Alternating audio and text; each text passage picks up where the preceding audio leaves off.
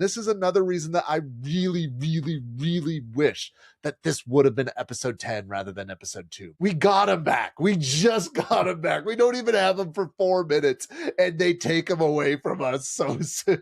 It really was just a diabolical tease with it. And they don't give him his moment. No. You think he's going to get one more Otto Hightower, like the Tyrion speech. He's like, you people. Like, you think he's going to have that moment, and then it's just over. Dragon claw, wing and scale. Come now, let's examine a tale of the greatest beast ever considered. Another episode of Big Flying Lizards.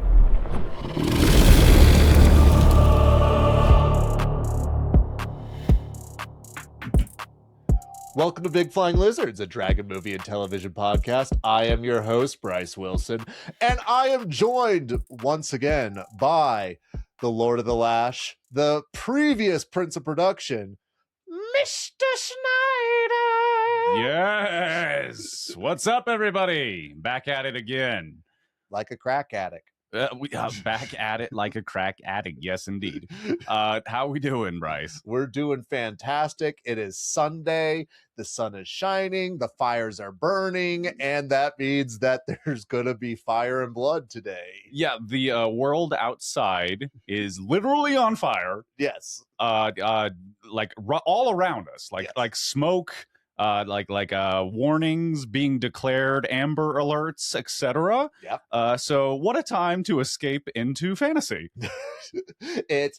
For those of you that don't know, the largest fire in the United States going on is here in Utah. Represent. But like you said, Austin, I think that there's no better way than just diving back into the world of Westeros. But before we dive in, I did just want to just quickly touch on last week's episode because we've had a week to digest it. I just want to did it hold up to your expectations now that you've had more time to stew on it and really digest the episode? Well, I wasn't able to get a second watch in, which is what I really want before I declare how I feel about an episode. Didn't have time this week, but great app. I stand by, I think, most of what I said sort of off the cuff on our recording last week. Yeah. The action was there. It delivered. The nautical element I thought was really well executed. And the some of the character stuff with Corlys and Shirako's shenanigans in there, I quite enjoyed. So just an all-around feast of what House of the Dragon has to offer. Yeah. I thought it was great, but you're the one that was declaring it like a top 5, potentially top 3 episode of this series so far. So I want your updated take. Are you standing by that one? I think I am, strictly just because it had everything.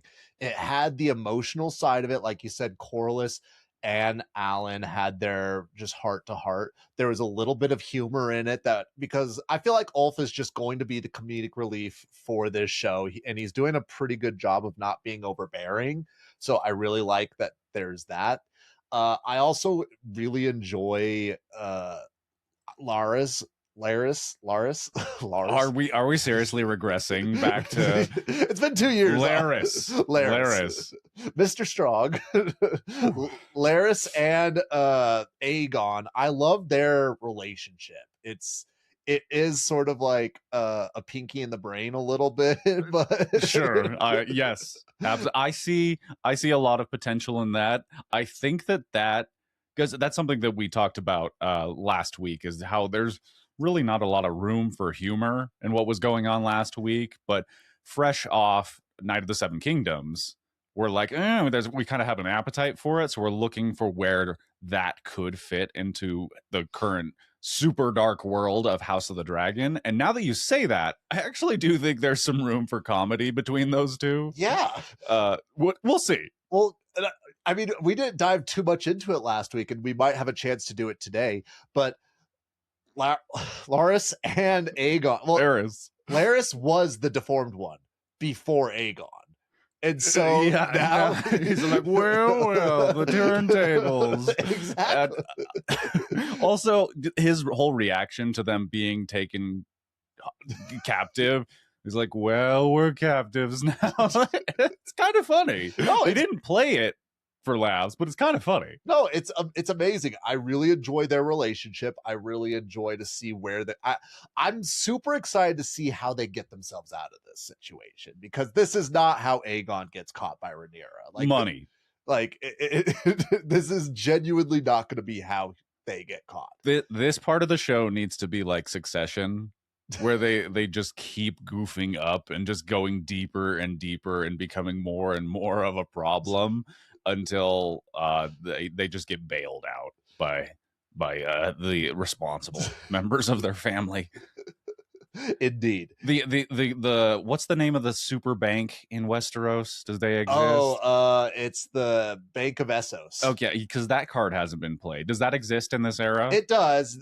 From what I understand, though, like they don't really. And Nana's here. What up, Nana? I feel bad. You can't see the comments that Nana's saying, but Nana did just say a little while ago, and the hottest D's are cooking. So, and Nana did just say, just barely, there are no responsible members of the Targaryen family, which... Fair point. I guess it's all relative. I mean, Jaehaerys was somewhat responsible. I mean, how responsible was he when he anointed Viserys as the king? Hey, nobody can bats 100, you know? That true. But we can be just going off the riff for this entire time, Austin. There is a new episode out. Like, we're late. Yeah. It was my fault, by the way. I take full responsibility. There is no title listed yet, but without further ado, we will go ahead and stream that, and then we'll also come back for a reaction.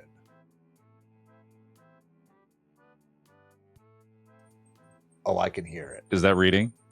Do you think they can hear that? I don't know if they can read that or not. But Austin, we said it during our reaction, but are we fucking back or are we fucking back? We're so fucking back. What an episode. You said it before I could. I feel like we just need to steal Nana Vhagar's like point there, top contributor, House of the Dragon Big Liz coverage, third chair. Nana Vhagar said, just take these first 2 episodes from season 3 of House of the Dragon and slide them on over to season 2 of House of the Dragon. Make these episodes 9 and 10. Yeah. And there was no slump. Yeah. Like you could possibly make the argument that it'd be similar to season 6 of Game of Thrones, where it's pretty slow throughout the season. But even then, like it would only be like I'd say 4 episodes that are like slow. If you put the goal at episode 9 and then what we just witnessed at episode 10. Now that's the way to end a season too. Yes. Because like you kind of know where it's going, but you're like, oh my gosh, the moment that's about to come up with Rhaenyra's just executed Alicent's father. Okay, we'll get into it. But banger app, last week you were like, hey, this is a top 5, top 3 episode of House of the Dragon. I think this episode just now is even beyond that. Like this is a real contender. Some of the best of the show so far. Yes. It was over an hour. Oh, another episode over an hour. See, yeah. It feels like season enders. Yes. These 2. Well, what I was going to say is I really hope that, because you can tell with just how this episode is structured and how the previous episode was structured, these were supposed to be the season closers last season. Just with the tone of how this episode wraps up, totally was supposed to be a bum, bum, bum. And like, what's going to happen in season 3 sort of situation to this. Now, don't get me wrong. I'm super excited to see what they're going to do in episode 3. Yeah, like we're fine because like I'm glad that we get to have the next episode next week. Yes. But I'm just saying I feel like they're just on like a real redemption upswing with these two in my book. I agree. I do want to put this caveat that they had the excuse last season that the executives came in and said this had to be 8 episodes. They don't have that excuse this season. Now, I'm willing to say, based off of these 2 episodes, this season is already a great season. But if they really do decide to slack off for these last couple episodes of this season, I still will be upset. Oh, they could still mess it up. Yeah, totally. exactly. Like, there is totally room to shit the bed. And I'm really just hoping that doesn't happen.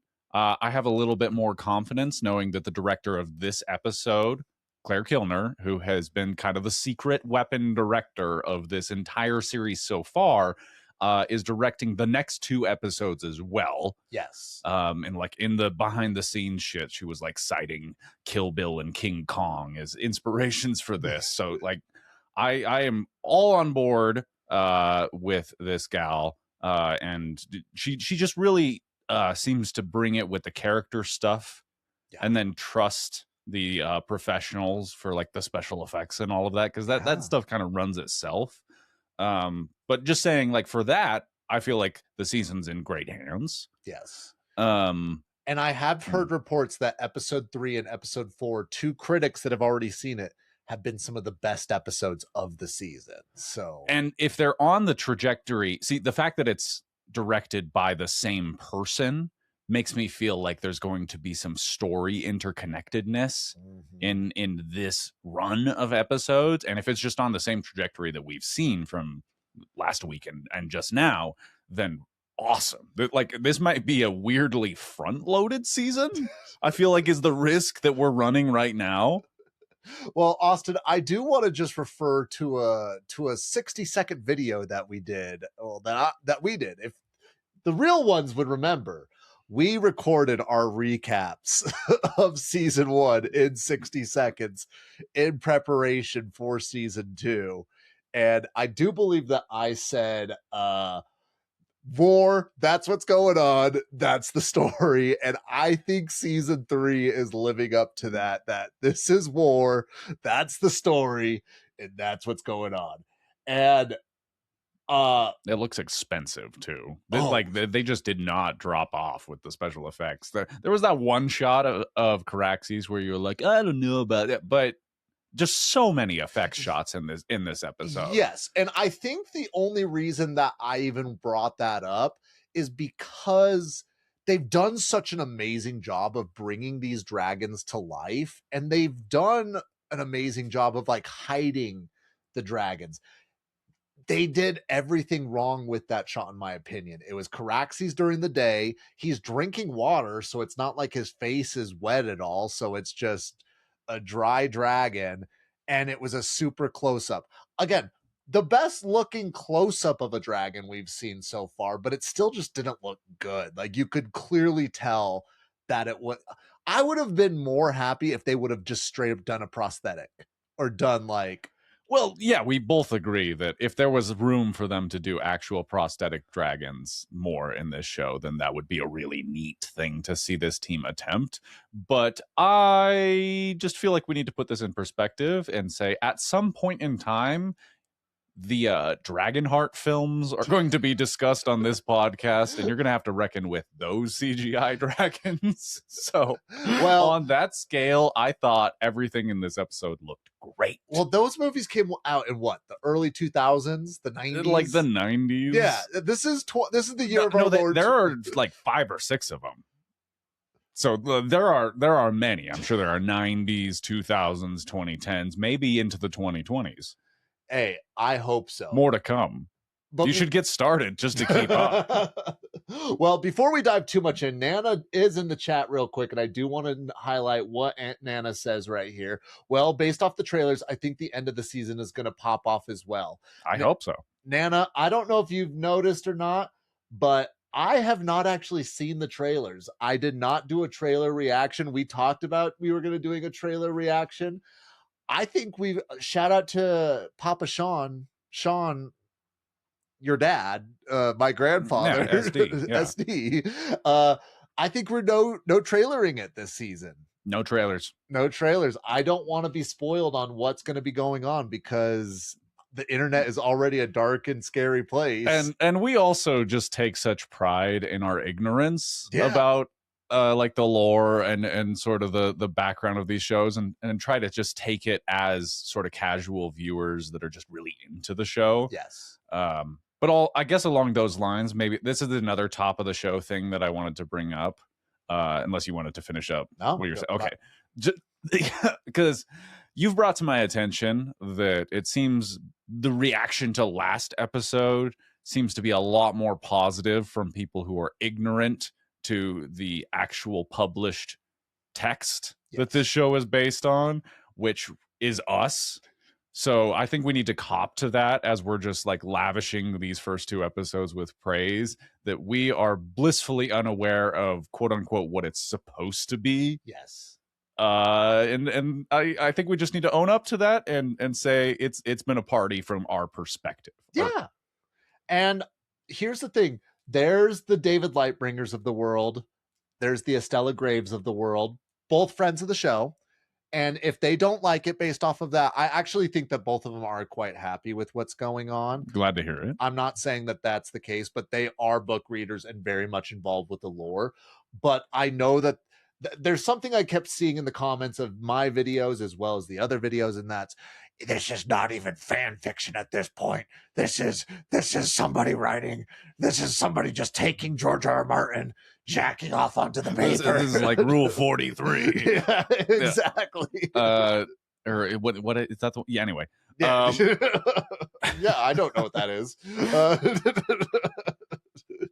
And like, if people have that perspective, valid, if that's how you enjoy entertainment. But I think we have an established history of trying to take a film or a show on its own merits, on what it's trying to do. Like, see our Aegon episode from way back when. Or better yet, these are the people that are saying that the 1978 Lord of the Rings is better than the Peter Jackson. Which you guys, indefensible take. There are people that when you post stuff talking shit on the 1970, I think it's 1978, the Lord of the Rings. Yeah, to my memory, 78. It's such a forgettable movie that, or actually it's so bad that it's unforgettable, but there are people out there, believe it or not, that are saying unironically that it is the best version because it is the most accurate to Tolkien's work.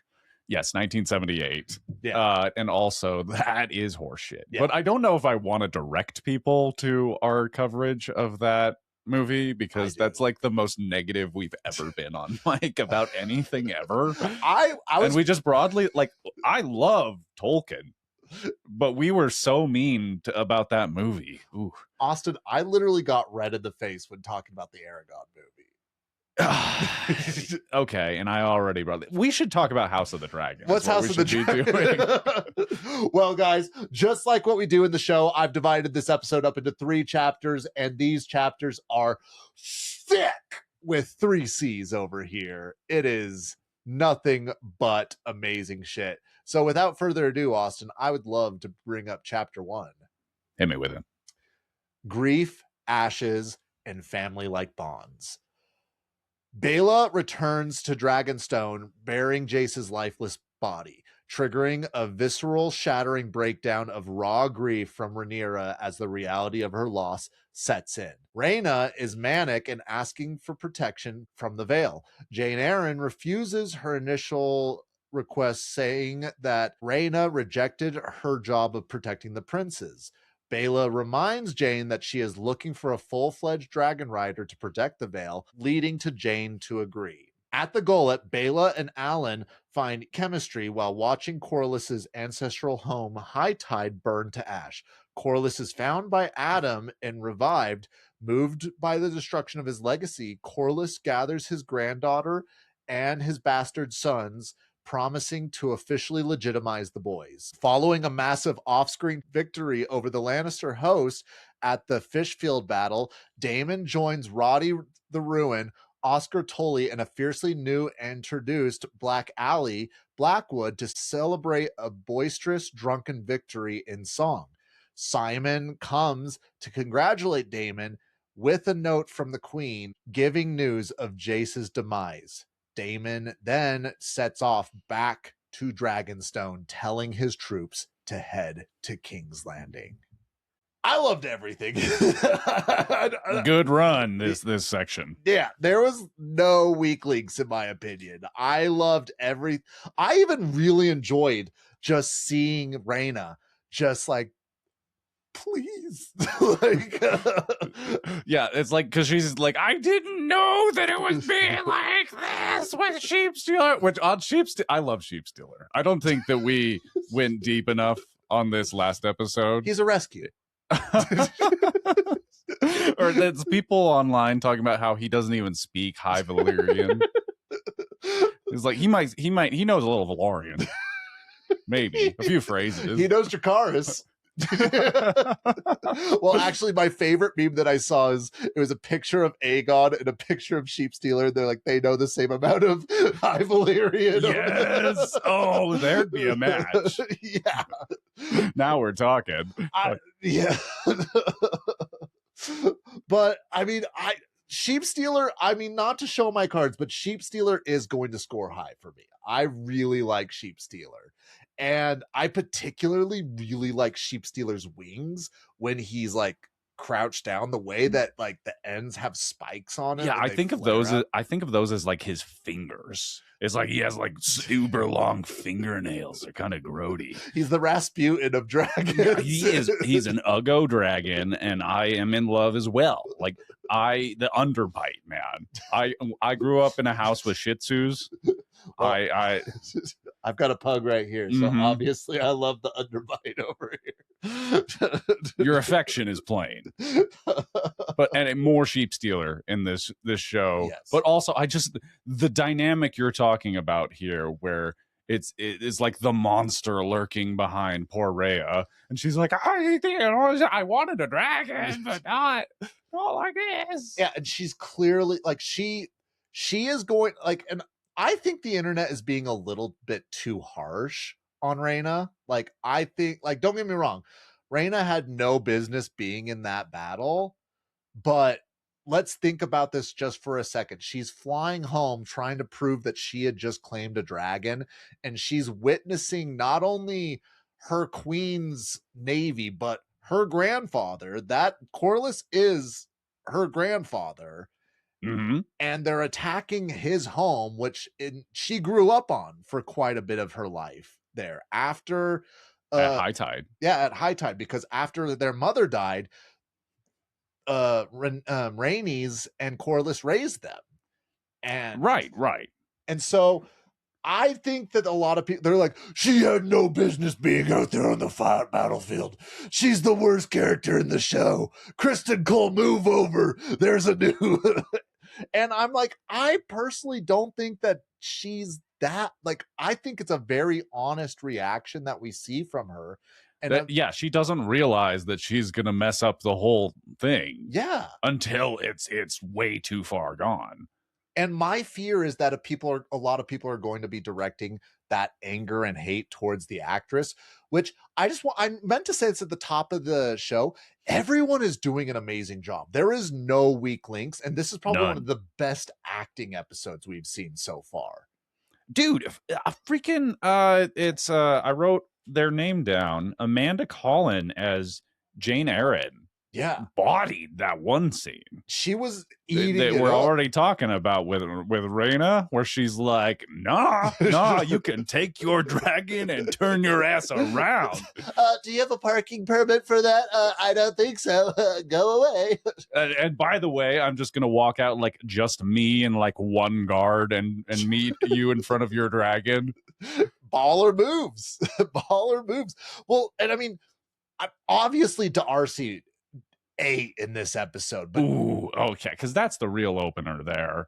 Is her like mourning her son, and like you can tell Rhaenyra. She's going crazy because she's like, get up, like she's like berating his dead body. Yeah, she's talking to him like he's still alive. Heavy shit, man. Yeah, And I mean, you guys will see, but I was like, oh yeah, they're going to kill this night. They're going to kill him. And she showed mercy. I genuinely actually, I have a feeling that they're going to take Rhaenyra down the Mad Queen route. I really hope they do based off of what's been spoiled to me in the books. But to me, this would have been a great opportunity for her to really go down the Mad Queen route. And it doesn't seem like they did anything that was really Mad Queeny. Well, I think that they realized there's a little more runway with there's more tragedy that needs to befall her in quick succession with what's surely about to transpire in the next couple episodes. Shit is going down, man. Shit is going down, but she doesn't need to become the Mad Queen yet, is what I'm saying. Like, I'm saying there is still plenty of room for that to happen in this show. We have a season and another, how many episodes are we doing this? 8. It's going to be 8 for 3? It's going to be 8 for 3. Okay, and it's going to be probably like 6 for the last one? My hope is that they stick with 8 and just do 8, 8, 8. Okay, so they just need to keep eating. That's what they need to keep doing. 8's down the line. Yeah. Well, are they doing 4 seasons or are they doing 5 seasons? All I've ever heard is 4. Oh. But it's been a pretty big success, so. Yeah, I mean, there is still plenty of time, but I think that that's the part, and not to refer back to Game of Thrones, but that's where I think they really went astray with Dany in Game of Thrones. They didn't show those signs of the Mad Queen earlier on. I wish that we would have seen specks of Mad Queen popping up in season 4. I even wanted to see some specks of Mad Queen back in season 1, but yeah, and there were seedings of that throughout the show, but you're right that it was like a insane ramp up there right at the end, and it might have been season 8, but they did not eat. And that's my fear, is that they're going to wait till season 4 for her to really snap and go Mad Queen. And I think that there needs to be a little bit more build up. Well, I think that this conversation needs to happen like after this run that we're talking about. Like this needs to be like a mid season 3 discussion. You're right. Check in on Rhaenyra. I'm just saying here, this is an easy layup for them to start the Mad Queen vibe. Apparently this King's Guard is not even in the lore, so they could have very easily killed him off.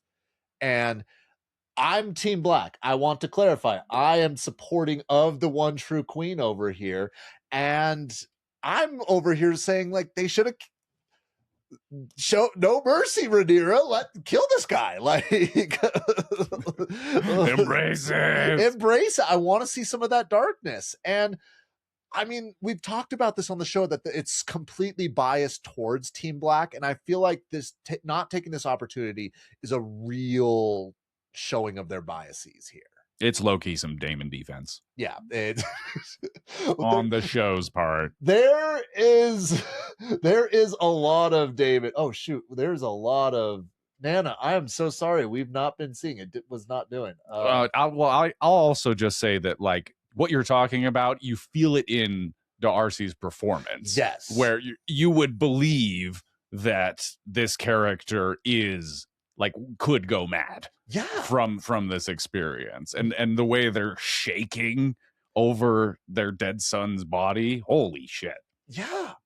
And I really want to get to the next section, but there's so much more. I do want to quickly look at here. Give it time. Trust me, she's only getting started. Good to know. Good to know. Oh, the X Factor for Sheep Stealer. There's some potential right there. Is there precedent? Has anyone ever been gotten away with an 11 out of 10 on the scale, Bryce? I mean, if there's going to be a dragon, it might be Sheep Stealer. On the note of dragons, though, Austin, what have we been talking about here? Welcome to Big Flying Lizards, a dragon movie and television podcast. I am your host. No, on the note of dragons specific to House of the Dragon, right? I saw an article discussing that Ryan Condal said at the beginning of the show that there was going to be 17 dragons shown in this show. To this point, we've only seen 16 dragons. Only 16. But do you know what that means? is it going to be the other one that's not like Cannibal? I think Cannibal's going to be good. One could hope. There is speculation that there's going to be Cannibal. I am hoping, I am praying. I will say this, if it's one of the baby dragons, I'm going to be a little pissed off about that, but it's going to be some shit like that. But until then. Yeah, picks or it didn't happen. I'm excited. I really love how well they've done with the dragons here. Obviously, this is a huge thing with it. I love the variety. And I think this was an episode, and we can dive into it deeper later on the show, but we got to actually see how variant the dragons are with each other. Like with the shots when it's the 4 dragons flying over King's Landing, and each one of them are clearly their own individual dragon. And it's not even just because of color. It's shaping, it's size, it's shapes.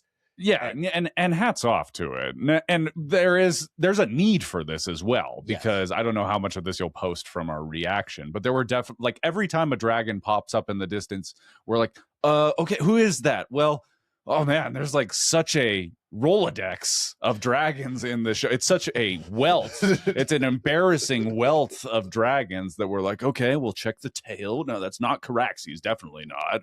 It could be Cyrax or maybe a sea smoke, you know, and it can take a second just because of how many freaking dragons there are in this show, which is an amazing thing for our part.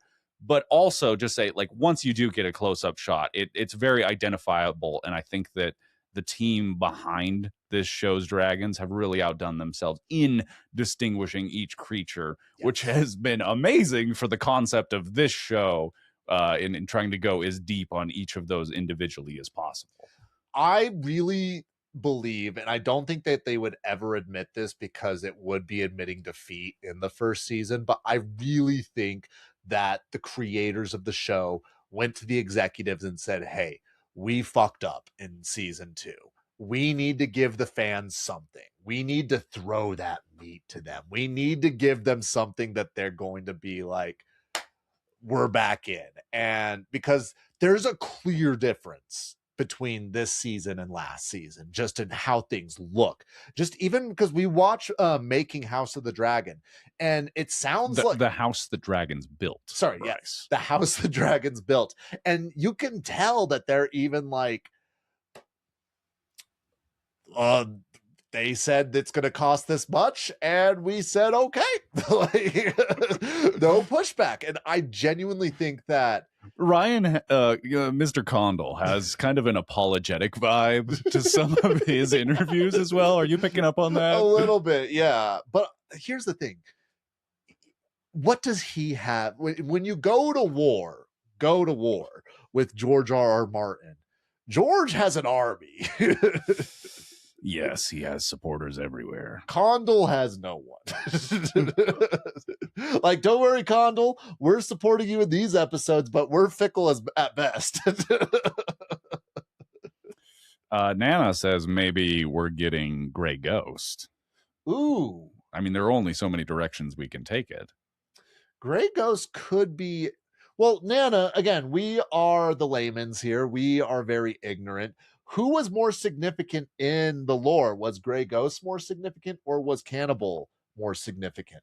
Because what I could potentially see is if Daemon, because they think Bela is I'll save that. That's chapter 2. Okay, so now here's the real question, though. You want some shenanigans? Let's hear some shenanigans. Okay, so now if there any dragon from any media ever, who do you slot into this show as the 17th dragon? Any dragon from any show? Anything you've covered on this podcast. That's God. What I'm saying. Like, just throw some chaos in here. Dude, you want to put Pete's dragon in the middle of House of the Dragon? Genuinely, the person who would cause the most chaos but make it the most amazing, Maleficent. Maleficent pops up.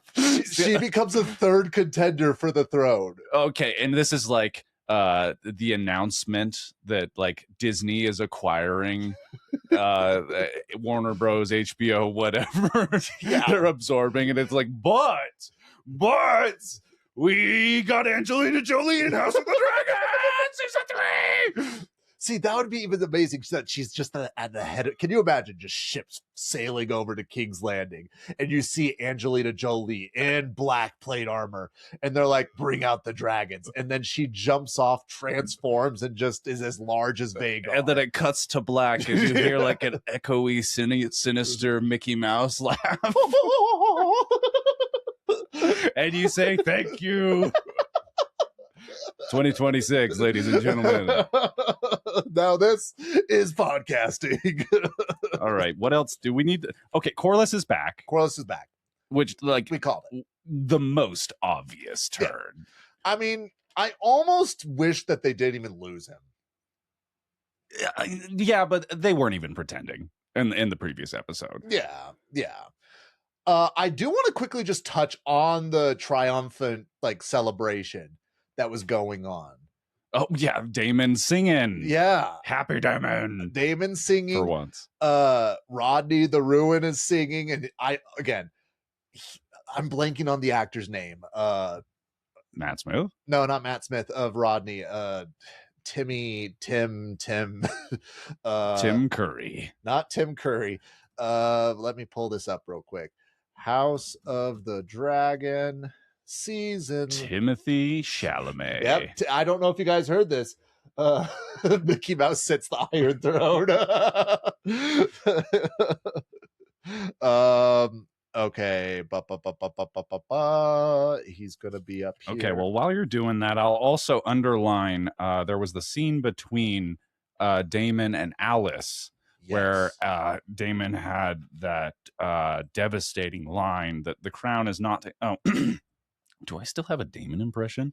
The crown is not in the habit of giving out castles to midwives. And so he did not side with Alice on that, and I think that might come around to bite him in the ass. Now later. we were chatting, which that's on me. But what was she asking for? I think she wanted to be the steward of Harrenhal, right? And maybe that's taking that from Simon over my dead body. Maybe it was less ambitious than that. There's a lot I'm trying to track in this show, but she was asking for some kind of promotion for sure. Yes, I do want, which she deserved. Yes, for the record, I do think that Rhaenyra is being really stingy with castles right now. Like that's she's got dragons, but she's light on castles. Well, that's the thing, because even they just took back King's Landing. There's a ton of people that declared themselves for Aegon, and in Game of Thrones, everybody that declared for either Stannis or declared for Robb, they pretty much stripped them of their lands and gave it to people that were loyal if there were people that were not loyal. So I can't see why they couldn't just give Ulf a castle, give Hugh a castle, give Alice a castle. I mean, it doesn't have to be a big castle. It just needs to be a castle. Right. And ideally they would publish along with the show like detailed accountings of like the holdings of each empire and their forces and what we're actually dealing with. But as far as I know, that has not been made publicly. Can we get a happiness level? I want to see a gold per turn that's going on. Yeah, I just want somebody to convert this into Civ 7 stats. That'd be great. Really? I'll be like, I get it. Really quickly, Tommy Flanagan. He's mainly known from his role in Sons of Anarchy. I can already tell I think my frustration in this episode and last episode is we just keep getting snippets of him. And I want there to be like an actual scene where we get to hear him like really lean into his Irish accent over here and act like this Lord of the North that he is. But I just love seeing him get drunk with the Blackwoods. I love seeing him get drunk with Daemon. But I also loved how Matt Smith just flipped on a dime. Like he was in such a good mood. And he clearly loved Jace. Like he clearly cared for the boy. Yeah, but he's in a mode in these 2 episodes that we've seen from this season. Like he is focused, but seemingly just like numbed out, depressed also. So that's why it was kind of odd to see him like kind of, letting loose and singing along there a little bit, but then reeled right back in. Well, you see it in the violence too. It's just like and there's the big scene at the end with Aemon, but you see the same style of violence. It's like the Kill Bill thing where he's just like cutting through these enemy bodies. And it's like a dance, it's like elegant, but it's like passionless. So another comment that people keep making is they're like, Daemon has a dragon. Why does he fight on the ground? And everybody's commenting, he does it for the love of the game. You guys don't get it. He loves fighting. He just loves killing. He just loves killing. And I keep making this point on social media, and feel free to comment below if you think this is wrong or not. But I think Daemon is the most Targaryen that we have seen so far depicted in any of the shows. Yes. I think you could go there. I based off of the lore, and obviously I'm not as stupid as read as much, but I could make an argument that he has done more, like he's more of a Targaryen than anybody that we've seen in Westerosi history. Yeah, I mean, compared to what, Viserys? I'd even say more than Daenerys. Pretty much. Yeah. I mean, for my awareness of it, how many people do you think Daemon Targaryen up to this point in the show has killed? Oh, easily at least 2,000. Yeah, I think it's more than that. Yeah. If you count what the devastation he has wrought via Caraxes. Well, that's the thing, and that's what makes him so dangerous, is that they're just so in sync. Like they have Skuvaka's Fen at this point in time. Yeah. Skuvaka's violence. Yeah. And I mean, but that's what I'm saying. You see him you see him murder like 20 people in this episode, and they don't dwell on a single one of those for more than like a second. Yeah, and I think that tells a lot about where this character's at. Well, I think to this point we've only seen Daemon lose one fight in this entire show, and that was right at the beginning in episode 1 when he's doing the jousting against Sir Criston Cole. Oh, those two need to meet up again. Oh, I mean, that's been a long time coming. That's a long time coming, and when they do, I don't think Criston makes it out of that. No. I know what horse I'm betting on with you there. Anyway, that's pretty much everything I wanted to talk about in the first chapter. All right. What about you? No, I think we covered everything that I wanted to cover. I did actually really like the scene between, I know we touched on it, but I just want to reiterate Corlys acknowledging his sons, and it seems like Adam seemed to be always just willing to accept Corlys as his father, but Alan is now like fully willing to take on the Valyrian name and be legitimized and brought into the fold. Yeah, and it's the completing of what was set up in the previous episode. I actually didn't really feel like these scenes were fireworks. Like the scenes between Bela and Alan, they were actually pretty stiff. Those felt like, well, we have to do this for this part of the story. But, it's one out of dozens of really excellent scenes throughout this episode. So fair. No biggie. Well, it served its purpose. It served its purpose. Well, if it's all right with you, let's go ahead and dive right on into chapter 2. Please. All righty. Tensions flare in the war camp as Daemon finally interacts with the newly minted Dragonsteeds. The rogue prince shows absolutely zero patience with Ulf's insolence, while a nervous Hugh desperately tries to keep the peace. Daemon finally snaps Rhaenyra out of her catatonic state by whispering in Old Valyrian about the Song of Ice and Fire prophecy and Daenerys. He convinces her that they must launch into an immediate assault on the capital so her son's death aren't in vain.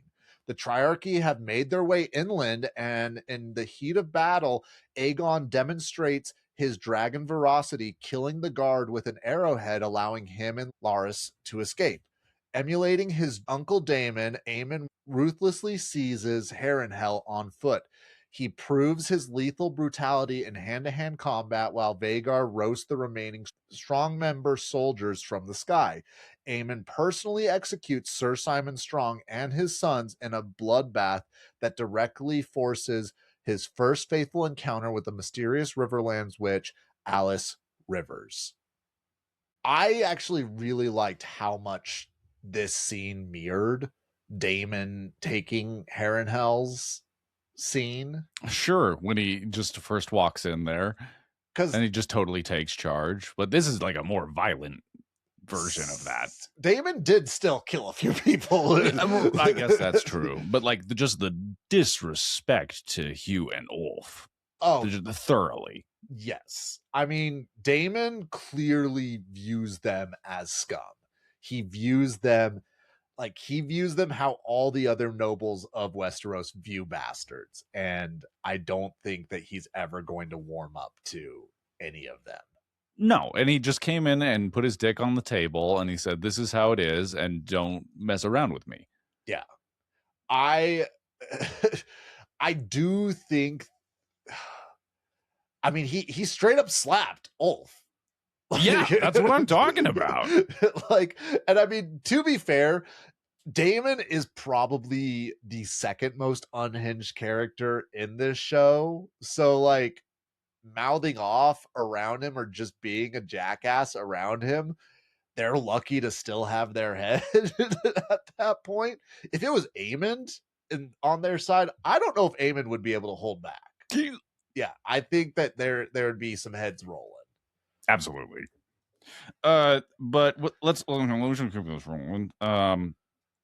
The Mysaria is back. Yeah. And I think we need to acknowledge the accent has been quite reduced. Softened, and yes, I'm actually quite pleased with the balance they have struck with it. I think that they found a way to acknowledge the origins of this character without continuing to embarrass the actress.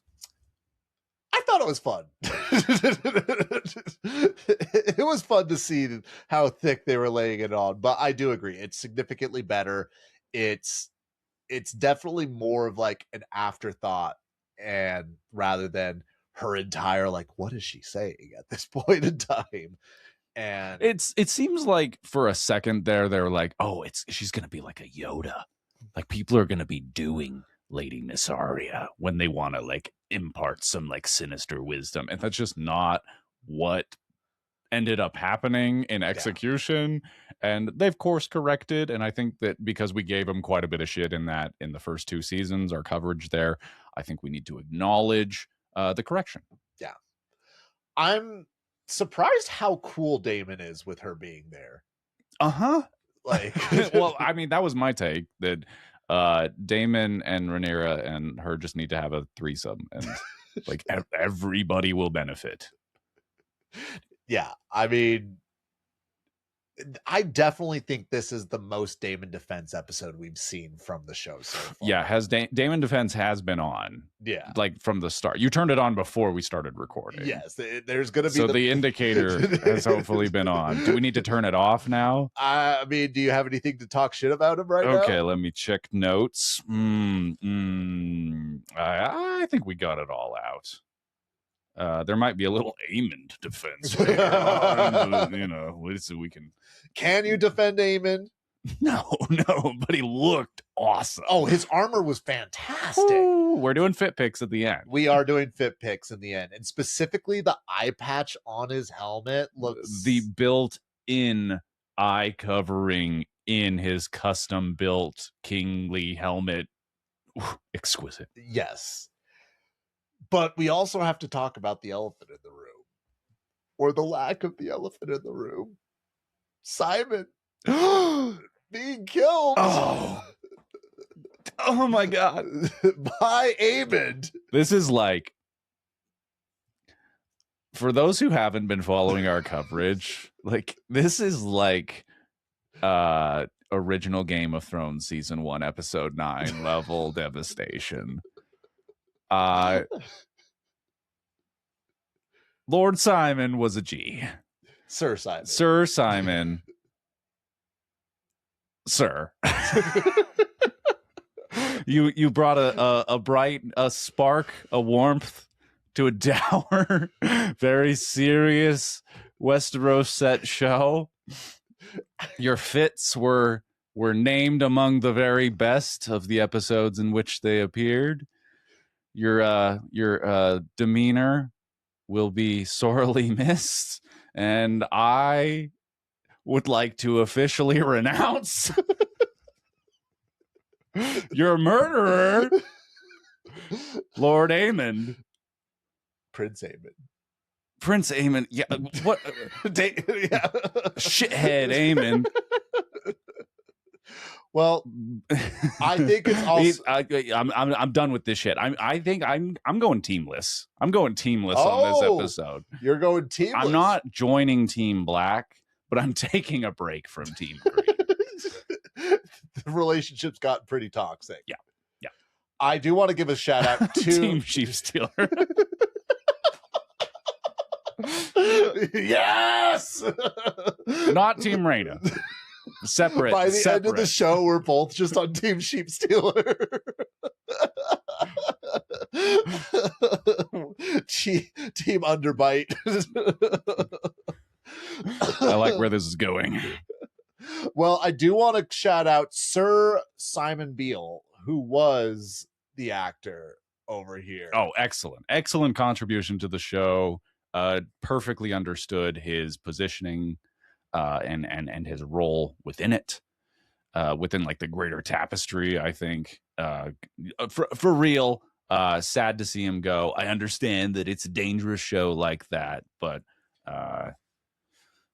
we were lucky to have him as long as we did. Yeah, I mean, he did, like you said, he brought a level of warmth to the show that didn't feel forced. It didn't feel like he was blatantly a comedic character. And I mean, he just, like you said, the fits. Ooh, and he brought it this episode too, because he had like a new blue looking coat. Yeah. Looked good. It's funny because in last season, when Daemon said that they were coming to take all the money, he was like, we don't have any money. Laris took all the money. Yeah, he was like, would you like some chicken? I was like, what did he? Yeah, we've got peas. And I'm just like, boy, you don't have any money because you spent it all on your clothes over here, motherfucker. Like, right. It's like when your like deadbeat ex is late on the child support, but they're rolling up in like a Rolls Royce. You're like, wait, something's not adding up. Something's not adding up here. Oh my god! Not accusing Simon of any misconduct. Like I approve it. Is that some Simon slander coming over here? No, see, with Simon, it's the opposite. It's like you have to push a button and notify if you're going to be talking any shit. Actually, there's a button and it just kicks you off the podcast. Right? That's what it is. It is the ejector seat, but you tell them the other. Yeah. It's a dangerous show recording with Bryce. There's weapons in the room. There are swords. There are knives. My life is in danger. I don't know if you guys remember when what episode was it that I in episode 8, episode 9 last for season 1. I do also even though we're not getting that much, I genuinely am loving what I'm seeing from Aegon. Aegon is a horrible person. I want to preface that. I have not forgotten his sins. He's an awful person, awful being. But I think we've only probably seen him for a total of 5 minutes total in the show so far. And the character development that we've seen from him in these 5 episodes. He was nice with the knife work there. Is that what you're talking about? Yeah, when he shanked the soldier. Like, and that was like some veracity that that was straight up like, well, he's hit rock bottom. Yes. Like you're just seeing that he's had to endure indignities like beyond what he ever imagined he'd have to go through. Mm-hmm. And I think it's like warping him, but also kind of hardening him. As an ignorant person in this greater story. I'm excited to see where he goes. Yeah, because like I still feel like he's a really interesting piece in the greater story. Well, and Larys is also one of the most intelligent characters in the show. Oh yeah, but they're both like so talking about Daemon's depression. These two are just like, well, it is what it is. We've been captured. Oh, well, we'll murder this guy now, I guess. Well, I mean, depression, it's almost funny. It is. Like, it's definitely like, well, what's Larys and the cripple doing today? Like, that's what it, like yeah. I really am excited to get a full episode of what they're up to soon. Right, because we're going to circle back with them in a big way. Yes, they're going to get half an episode pretty soon. And I hope they lean into the potential comedy there. Yes. With Simon gone. Well, here's the thing. I could see them either going, like, we know that they're cold. We know that they are ruthless. The both of them are just... no fucks they've both been. I mean, Larys has been at rock bottom for most of his life. Don't underestimate him. Well, that's what I'm saying. Yeah, that's how he keeps climbing. And Aegon has been at rock bottom for the past like 5 episodes. Yeah, after having been at what's the opposite of rock bottom? We got pillow top. Yeah, he was in the cloud top district over here. Yeah. And got dragged down to the lowest of lows. And I do think that we're going to get some more comedy bits from them, but I also think that we're going to see some sinister, nasty shit from the both of them. Right, but I think you can do both. Like, yes. I think that they have prepared the character to be really exciting in that direction, because like he's just been such a shit before in the show, and he's just done such heinous things that we could potentially watch him like all these indignities that I'm talking about. You can point at him and be like, hey, look at that. He got pig shit on his face. Like that. Like, he is the character that can be the butt end of a joke. And is sort of, I think, primed with his pairing with Larys. Again, this is just me hungry for more Night of the Seven Kingdoms. But I still think there's a little bit of room for that. Oh, there definitely is. But I also think if we are going to get any more humor, it's primarily going to be leaning on the dark humor. It's going to be... Yeah. It's going to be like they're just so messed up that they like have to like eat some guy's face and it's not even a big deal. It's going to be like a Tyrion and Bronn situation, except for they're both Tyrion in this situation. But is there anything else in this chapter that we want to discuss before moving on to the final chapter? This doesn't... we're not ready to talk about Helena and Alicent's like power play, or is that the next, or is this one? We can talk about that right now. I'm going to be kicking off with the Blacks taking over, Team Black taking over King's Land. Right. Okay. So I'll just say that I felt like that was a really good scene, where Alicent is like, there's that kind of tender moment where she's like, you know what? I'm just going to like what I'm trying to do now is just like make sure that you're like still a happy person. Like Alicent just like grabs her daughter by the shoulders metaphorically and is like, you're the only happy person I still know and care about. So like my goal in life is to preserve that. Yeah. I thought that was like really just cutting to the core of it. But then they immediately like they have to go into like noble mode, like player in the Game of Thrones mode, and they go up to the captain of the guard or whoever it is that's like in charge of the ballistas, and they're like, so new orders, don't shoot any dragons you see.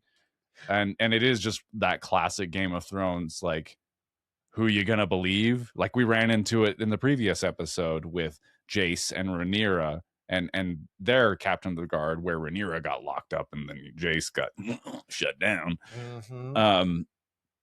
So it's like the exact same thing here, where it's just like this guy's like, I don't know if I believe you or like trust you or like want to side with you against Aemon, but you are literally standing in front of me right now. Yeah.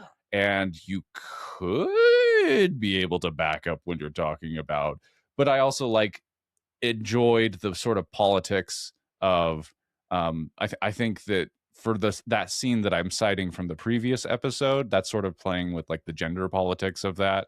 I think that's showing up against again here, where you imagine if it was like a male person of Alicent status showing up, like I guess literally that would be like the king.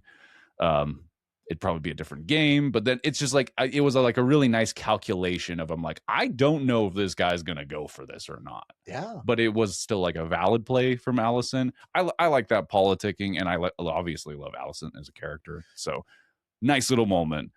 Maybe I didn't need to spend so much time on it, but I wanted to acknowledge. And I also think that the excuse that we saw between that Helena was giving is a total believable thing that Helena would say. Like, I don't want to hurt the animals. I can't stand to see it. I mean, we were joking during the reaction that if Helena had it her way, she'd make everyone vegan in King's Landing. Right. As soon as she realizes the power she wields, people, you'll know. There'll be signs. Maybe it's a good thing Rhaenyra took over when she did.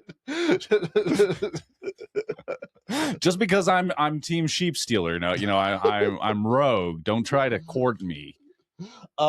Nana is over here saying, I was not expecting what happened between Alicent and Lord Jasper, but I just got an oh no, I've got a bad feeling about this, which I do think it's worth at least just acknowledging. Like that was like heavy shit.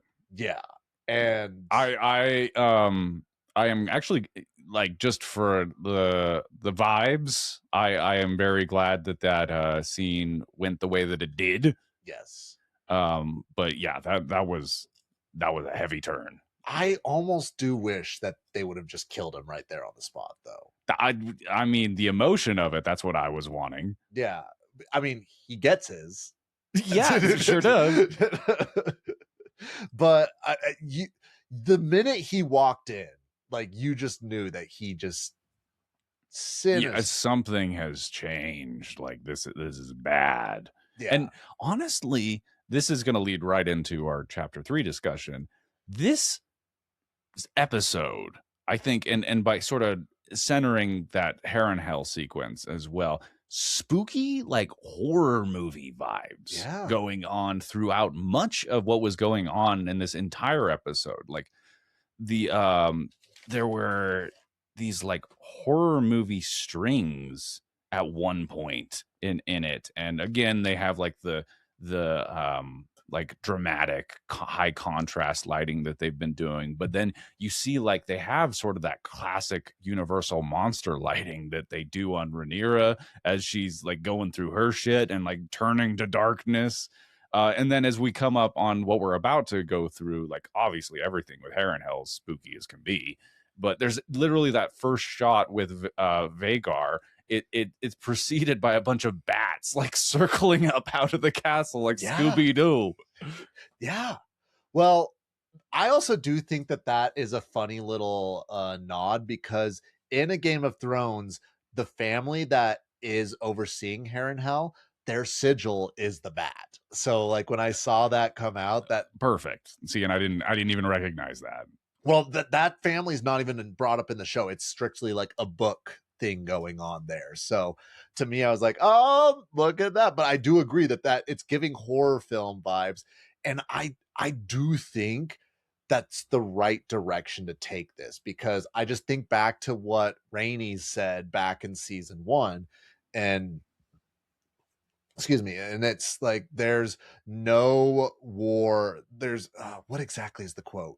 I'm gonna butcher. It's so good too. I don't want to get it wrong. I'll take one for the team and get it wrong. Is like the gods view no war as evil as a war between kin, and there is no war more bloody between dragons. And like, I think portraying this as a horror story is the appropriate move, because yeah, especially like the subject matter. Yes, because this is not an adventure story. This is not a coming of age story. This is a bloody civil war where literally a family is tearing itself apart, trying to kill and annihilate another side of the family with dragons. And well, so let me just put a bow on this, because I see my note that I made here is, so those like horror strings, that's in the scene where Jasper assaults Alicent. Oh, really? Yeah, and if you go back, it sounds like Hereditary. It's like an A24 horror movie there. And I felt like that was not only a really appropriate tone to take with the scoring of that scene, but oddly in line with the vibes of the greater episode. Yes. With the greater episode, with the scene in particular. And no, I think that this episode, I'm so excited to see what the rest of the episodes this season are going to be looking like, if this is as good as we're seeing right now. Okay, but let's power through this this last stretch. Yep. Chapter 3, The Price of the Throne. Team Black successfully takes King's Landing.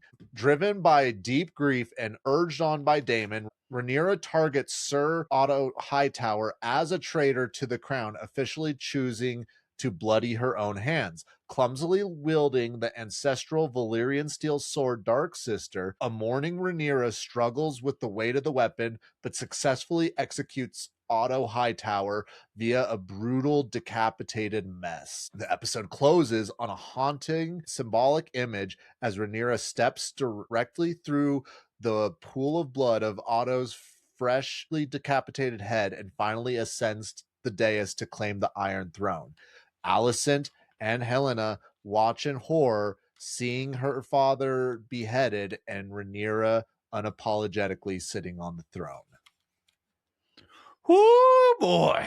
I mean, those previous two stretches we covered, but this one, I could have just watched the dragons circling King's Landing for like 20 minutes. Oh, yeah. I mean, they all, and again, like I said earlier in the episode, I love that they're all so distinct. Caraxes just being the good noodly boy that he is, just flying around. Silverwing being the distinctly like pristine dragon, just like wee. Now I'm gonna have to do a sound effect for everyone. Oh, this one will be easy. Vermithor, just large and in charge. And Cyrax, just I'm here. I can fight too, guys.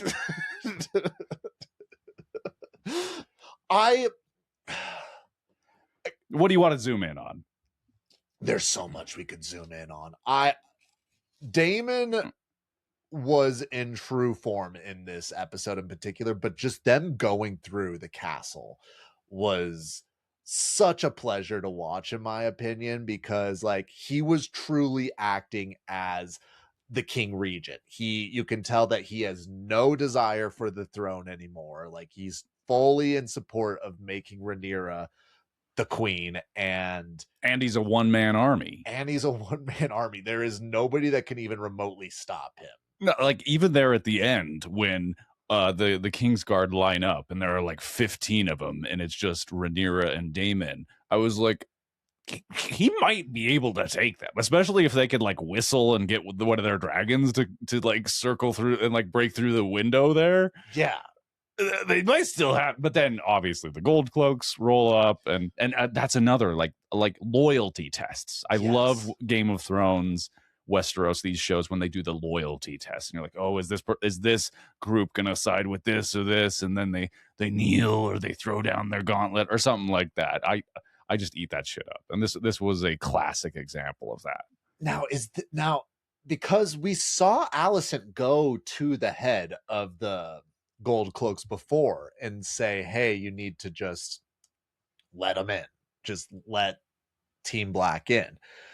Now she didn't say join up with them and flip sides, so that was completely on there. And I agree, I love this loyalty test, but I also just love that they completely harken back to season 1. Bro had them howling, man. Yeah. If you can get a group of men to howl together, you've got them for life. Yeah. They love Daemon. And I think that that's something that is really not brought up too much in the show, is how well Daemon is able to command the loyalty of his troops. And I wish we could actually see more of that.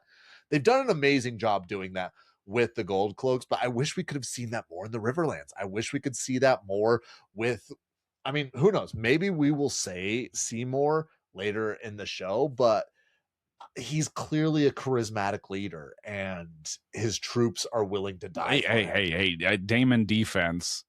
Did you talk? Did you forget? You just forgot to turn it off. Yeah, exactly. It's been off. Okay, now it's off. Turn it back on. Okay, we'll just let it rock this episode. We'll just let it rock. We had 4 seconds of non-Daemon defense there. I do want to highlight what Nana is saying right here. They make a point in the book to mention how loyal they are to Daemon. So, I mean, if the books are doing it, he's got his boys. He's got his boys. George said so. And so the action, as you say, is great. This is also like, it's kind of the same style. It reminded me of like the lightsaber fights in the prequels. You know what I'm talking about? Where it's just like this dance. It's sort of passionless but artful. That was sort of but it's swords and it's bloody and it's gloriously violent in this. But you had that with Daemon and Rhaenyra moving through King's Landing there. That's the Red Keep that they're up to. Yeah, and then you had Aemon like carving his way through Harrenhal. Great stuff. I don't think we have done much like to say or to like to add on to it, other than just to say like we were there and it was dope. But in the behind the scenes, you can tell that Ewan Mitchell, who plays Aemon, like went full Tom Cruise on this. Like he was in it for these like long oneers that they do, technically pretty involved stuff. Yeah. And I thought it showed in the final result. Well, and they kept mentioning that he loves it. Like, he's good at it. He seems like a weird guy that way. He was also on the show Vikings, Fallen Kingdom, or one of those Viking shows. So I mean, like, you can tell he probably really does enjoy doing some of this sword fighting. In it for the love of the game, yeah. Just like Aemon. hey, life imitates art. Chicken or the egg. Exactly. I do think that right now is also just a great time to bring up the fact that I loved this episode. The one thing I don't love about this episode is also partially a reason that I do partially love this. I guess you certainly can. Is it because Otto no mo? Who do I hate now? Who do I hate, Austin? I caught the tire. He was your number one for so long. Top of the shit list.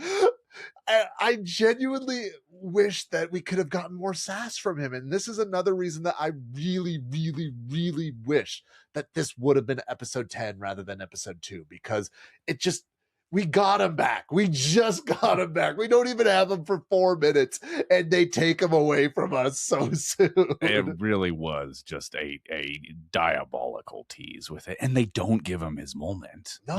You think he's going to get one more Otto Hightower, like the Tyrion speech. He's like, you people, like, you think he's going to have that moment and then it's just over. Like he had like the beginnings of one. He just turned around and when everybody was in court, he was like, huh, why am I not surprised you all are here? Like, completely calling them out. I do want to highlight what Nana's saying right here. I think Ormond Hightower is going to be the next one on the shit list, which I hope so. He looks like he's somebody fun to hate. A lot of potential there, for sure. Like, he seems like he's so much more uptight and assholey than Otto, but I don't think anyone's going to be quite as clever as Otto. I'm gonna miss the Reese's peanut butter cup. Like, it's a classic. You really can't argue with it, and if you don't like it, you're dumb. Which, do you know what that means? The last great moment that we got from Otto was the rat catcher. Great run on this show, though, for Rhys Ifans. Oh, in the running, I think, for the best of the show. Okay, we have the Lizzies that are going to be coming up. Unfortunately, I don't think he's going to make any Lizzies this I think season. Well, I think because this relegates him to a supporting performance in the greater span of the show. So I think that I'm talking about in that category. Yes, but bear with this question really quickly. Who had the better performance in the show, Rhys or Patty? Right, and that's what it's going to come down to, more likely than not. Yeah, because both are fantastic. Yeah, we're blessed with both. And like you say, pretty bulletproof cast. Yes, there have been very few weak links. And now that Jace is fucking dead, come on. He doesn't mean it, Harry. He doesn't mean that. it. Actually, that is a joke. I think he did a really nice job with the show, especially considering his age. Yeah, I mean, I think they said that they originally cast him when he was 16. That's what I mean. And like I legitimately think that he got better as the show went on, for sure. It was the right decision to make his hair curly. Yeah. Because he looked too much like Sir Kristen Cole's son over there. Yeah, it just this was just such I genuinely cannot relay how much I love the fact that Rhaenyra stepped through the blood, and there's literally Hightower blood steps to her walking to the throne. Like, that is like, yeah, it's a little obvious, but an awesome visual. And then they do the shot where you see the reflection of her taking the throne in the blood on the floor, which would never happen, but who's queen? Team Y? No, I mean, like, physically, like, if we talk about the science, there would never be any reflection in blood to portray any images of... yeah, sure. But and I cannot wait for the next Alicent Rhaenyra conversation. I'm excited for next week. Yeah, it's gonna be good. I really don't think I have much more to say about the episode other than what we've honestly gotten into. But I feel like we're so fucking back. We're so fucking back. But Austin, you do have more to say. Do you know why? Fit pics? You have some fit pics to be able. Well, it's so obvious. Well, lay it on me. My number one. It's Aemon, of course. Yeah, the armor's so good. It was a really good look. It was a debut. It was very efficient, believably tactical. We already mentioned the eye covering that's custom to his particular build. Mm-hmm. A banger fit. They like highlighted it in the behind the scenes, but even before any of that, I knew where I was going with this. And I would actually argue this is like the definitive best look that Aemon has had in the show so far. Would you say it's the best armor look we've had so far? Of any armor look, I don't know if I would go so far. Like, I would need to really go back and get my eyes on these things and dig in and do some soul searching, maybe a week vacation. But it's up there. It's in the conversation for sure. I definitely think it's in the conversation, and it was my number one as well. Like, it was just too good. It's Aemon's battle armor is what they describe it as. And I also really like and love how they pointed out that they used St. George, as inspiration, because all the depictions of St. George, who famously slew a dragon, had a very lean build, but still is depicted as this great knight. And so I love that they just made it. And I also love that it gave him a lot of mobility, which you can tell is very important to Aemon. So all just the attention to detail was great and fantastic. According to the behind the scenes, 26 weeks of work on this thing, and you can see it. I believe it. Yeah. If it's all right with you, I'd love to say my runner-up, and I think it's no surprise, Simon. Like, I mean, I'm glad you went there, because that would be my third, no doubt. But Jane Eyre with the blue fit. Yes. It's kind of that light blue velvet with the popped collar and the gray gloves. And she really even had the falcon on her like chest right there, and that looked so good. It was a complete look, total package. Yes. And that was just in support of what I felt like was a kind of a standout one scene performance in this episode. So that'd be my shout out. But obviously, like, Simon just kind of gets like an honorary Oscar on this one. Every time. I do, before we wrap up, want to just highlight what Nana's saying right here. I also love the evolution of her face when Alicent looks on her, a fleeting moment of regret, and then she steals her heart. And you can just see that where she looks at Otto's body, then she looks up at Rhaenyra, and it's beyond fixing. It's beyond fixing. It's GG, like no good. But Austin, that's House of the Dragon season 3 episode 2. I liked it. It was good. Queen's Landing. That's the name of it? That's the name of the title. That's actually pretty fun. Yeah. I think that's a very appropriate name. And get that land, Queen. Get that land, Queen. In the meantime, be sure to go check out Austin's Letterboxd. It's going to be in the link below. Be sure to like, share, subscribe, share it with your mom, share it with your dad, share it with... Who should we share it with, Austin? Everyone. There has to be someone specific that we have to share it with. Like are we shouting out like a celebrity that we're trying to like get these episodes to? Sure, let's do that. Get it to Ryan J. Condal. Get it to Ryan guy. The showrunner of House of the Dragon. I want to talk to him.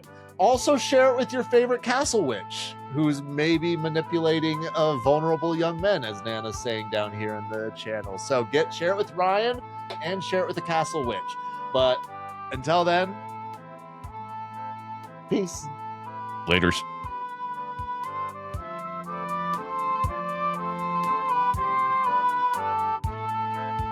That's all for this week's Dragon Lore. Takes cold and hot, spread shore to shore. Enjoyed yourself? Please join the squad. Follow on social media at BigLizPod. And one quick reminder before you go, to rate, review, and share the show. Thank you for listening. It means a lot. See you next week. Same time, same spot.